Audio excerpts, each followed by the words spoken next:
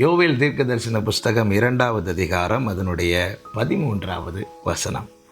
நீங்கள் உங்கள் வஸ்திரங்களை அல்ல, உங்கள் இருதயங்களை கிழித்து உங்கள் தேவனாகிய கர்த்தரிடத்தில் திரும்புங்கள். அவர் இரக்கமும் மன உருக்கமும் நீடிய சாந்தமும் மிகுந்த கிருபையும் உள்ளவர்.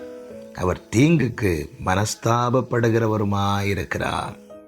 கர்த்தருடைய பரிசுத்த நாமம் மகிமைப்படுவதாக. தேசம் பாழான நிலைமை, பஞ்சம், கொள்ளை நோய், பசி, பட்டினி, யுத்தங்கள், இப்படிப்பட்ட வேதனை நடுவில் இருக்கிற ஜனங்களுக்கு உரைக்கப்பட்ட தீர்க்க தரிசன வார்த்தை.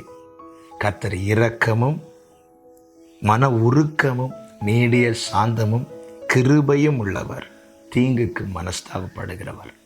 இப்படிப்பட்ட கிருபைகள் அவரிடத்திலிருந்து நாம் பெற்றுக்கொள்ள வேண்டுமானால்